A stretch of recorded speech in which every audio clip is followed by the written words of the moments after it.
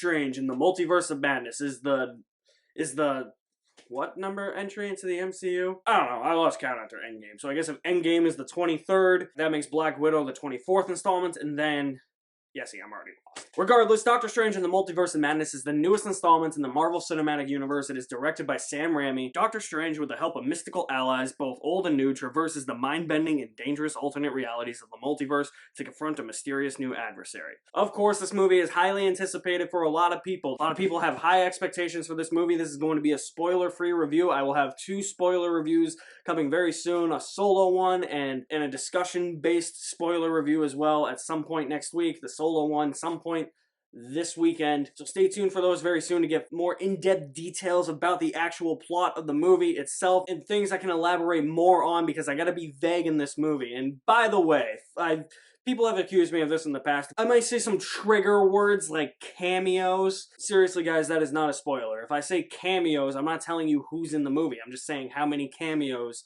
are in the movie. That's not a spoiler because I will say this. If you're expecting a massive intergalactic movie here. I mean, obviously, we are dealing with the multiverse, so it is a movie about the multiverse and Doctor Strange. But if you're expecting everything from every Marvel movie ever made, you are going to be disappointed. If there are some fan theories you may have, some may come true, some may not. You may find yourself satisfied or disappointed. When it comes to the actual cameos, I counted about 6, maybe 7. That was it, and that was just right for me. I don't think Multiverse of Madness is as good as the first Doctor Strange movie. The first Doctor Strange movie introduced a new side to the MCU, similar to how Guardians of the Galaxy introduced the cosmic side of the MCU. Doctor Strange delved into the mystic arts, and it was something that really caught my attention. I really enjoyed Doctor Strange, and every time I rewatch Doctor Strange, I like it even more. Essentially, my mindset going into this movie was to tamper expectations, and even if the movie is a gigantic mess, as long as I'm having a good time, that's all I care about. What this movie had to do as well was remain a Doctor Strange movie, and Doctor Strange is at the center of this movie. As much as Wanda Maximoff is, Elizabeth Olsen is great as Wanda. This is by far Elizabeth Olsen's best performance as Wanda. She goes to places with her performance I didn't expect her to go. The writing of Wanda in this is probably my favorite version of Wanda that we've gotten. It's as much of her movie as it is Doctor Strange's, and as a matter of fact, you could even say that it's more of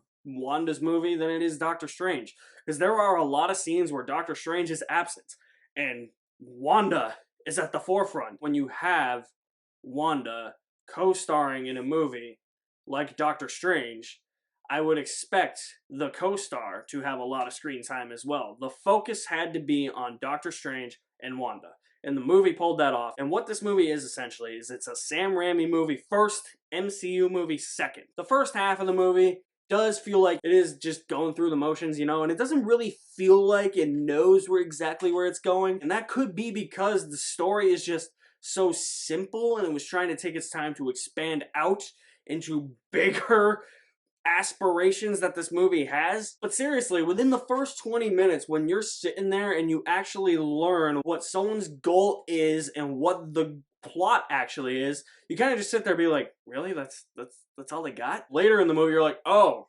okay.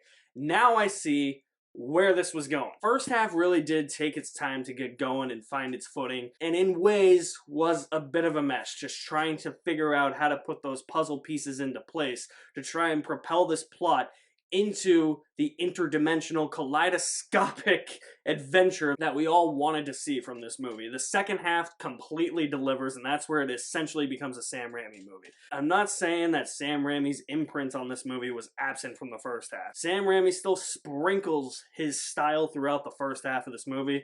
Zooming shots, the way he moves the camera around, some weird gags, some corny dialogue, which people for some reason are criticizing. I don't know why. I found it pretty hilarious. Totally Sam Rammy. The horror elements that Sam Rammy is able to deliver so well in all of his horror movies. This movie even touches into body horror. There were times where I was legitimately like, wow, what the fuck? holy shit, this is definitely the bloodiest MCU movie. I don't think before Moon Knight, I don't think there was like a drop of blood anywhere. And Moon Knight's like, hey, look, there's a pool of blood. So Multiverse of Madness is like, yeah, you see what they did in Moon Knight? Let's do that, okay? Because it's PG-13. We can get away with a little bit of blood here. It's not just like, oh, scrape. Oh, look at this. No. There is some bloody shit in here. It's not as crazy as people are saying it is, but when Sam Rammy goes into that bodily horror and into the horror elements itself, mostly in the second half, the movie just flat out becomes a Sam Rammy movie with Doctor Strange. Like, if this is honestly what would happen if Sam Rammy had directed a Doctor Strange movie in like 2005 or something. And I'm not saying that as a detriment to the film, I'm just saying it's just showing me that his imprint and his stamp and his style are everywhere across this film. And I can't go without mentioning Danny Elfman, because you can't have Sam Rammy directing a movie if you don't have Danny Elfman composing the score. Great score. There's also a great sequence towards the end involving Doctor Strange with music, and I knew when Sam Rammy was directing this movie, I was like, it's gonna have some weird, funny, hilarious gag involving music that's gonna feel so out of left field, and I know I'm gonna love it, and I love that moment. The character of America Chavez, I actually really liked. I liked what they did with her, I liked where she ends up at the end of the movie, all around just a great character that I thought was a welcome addition to the MCU family. I've already talked about some script issues, but I guess going back to that first half, and another reason why I think this movie had a little bit of a hard time trying to find its footing, is that it did feel like it was feeding off of the MCU machine. Even though it still felt first and foremost like a Sam Rammy movie, there were moments where it did feel like, okay, we have to play off this because we did this previously in the MCU.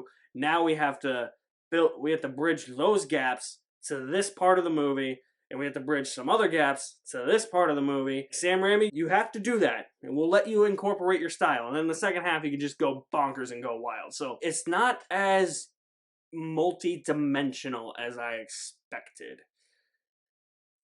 I will get into more of that in a spoiler review. I thought it was going to be more of a sweeping adventure where it's more just one location. And I'm not 100% sure if I was fully on board with that. I think I need a little bit more time to think. I will be seeing the movie again before I do my spoiler review, and I'll have a better understanding as to what my thoughts of that are. Quite some script issues in the first half where it feels like it was playing a little bit into the MCU machine and the movie was trying to find its footing. And it really felt like this movie was going to have an inconsequential plot in the end. Everything came to a head in the second half. Sam Rammy really delivered with the Sam Rammy-isms in the second half. I loved Elizabeth Olsen in this movie, loved the character of America Chavez. It will satisfy, but it will also probably disappoint a lot of people. I think that this is going to be a divisive entry into the MCU. We shall see. Benedict Cumberbatch, once again, kills it as Doctor Strange. He's so integral to the MCU now. I can't believe it took this long to get a second Doctor Strange movie. I get he was very integral to the last two Avengers movies and Spider-Man No Way Home, but he's finally on a solo adventure, and this movie did what it had to do. The main focus still remained on Doctor Strange and Wanda, the two leads of the movie. That's what I needed this movie to be. Not as good as the first one, but still a really fun movie. I will say you will enjoy, or at least I enjoyed, Doctor Strange and the Multiverse of Madness with 3/4 worth of a bucket of popcorn. So guys, if you have seen Doctor Strange in the Multiverse of Madness, drop me some feedback as to what you thought of the movie in the comment section below. I'll leave my link to my website in the description below as well. You guys are the best. Thank you for watching. My name is Alex Med, and I'll see you at the movies somewhere.